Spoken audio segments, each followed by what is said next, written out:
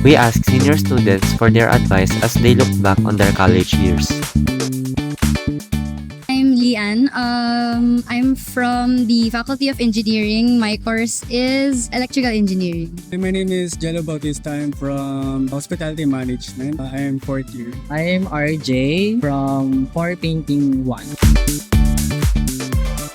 Do your best, work hard, but at the same time, enjoy your college life because it only happens like while you're in college. So make the most out of it. Siguro tiyagaan nyo lang. Talagang case lang talaga pag dito sa college. Lalo na pag ako kasi galing pa ako Marikina. Hindi na ako nag-dorm. Parang tiniis ko na lang talaga kasi sobrang mahal kasi ng mag-dorm dito. Kaya araw-araw na lang ako nagko-commute. Well, konting tiyaga lang talaga. I-enjoy lang nila yung college life nila as of now. Kasi feel ko, pag nag-senior sila is may stress sila. Super. Though hindi naman, wag masyadong i-stress yung sarili. Pero ayun nga, from time to time mag-take ng breaks. Wag masyadong i-push yung sarili gawin yung isang task na hindi naman kaya para iwas burnout yan.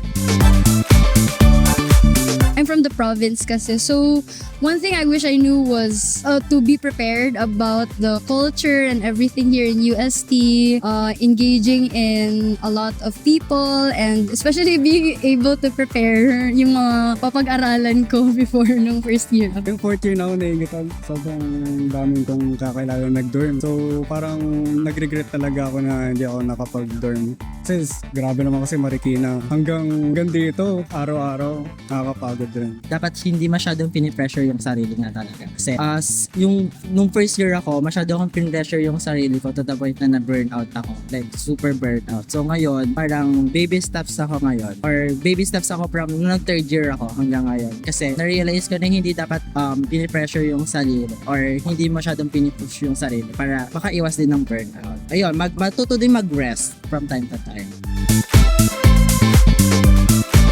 Parang mamimiss ko talaga ang UST and hopefully naman I get to visit this kasi may alumni naman tayo na so it's gonna be something we're looking forward to na nakikita ko yung mga students na enjoying pa rin. Siguro masaya, lalo't na actually fourth year nag-OJT kami. Ang dami ko rin na-experience, ang dami ko rin natutunan sa hotel. Kasi doon ako pinag-OJT for 3 months. Ang dami ko rin natutunan. Siguro lahat ng mga natutunan ko dun sa hotel na yun, magagamit ko for the future. Saka siguro pwede rin akong ma-observe din sa hotel na pinagtrabuhan ko since maganda naman rin naman napakita ko sa kanila. Senior ka na. Yeah. Senior citizen siya.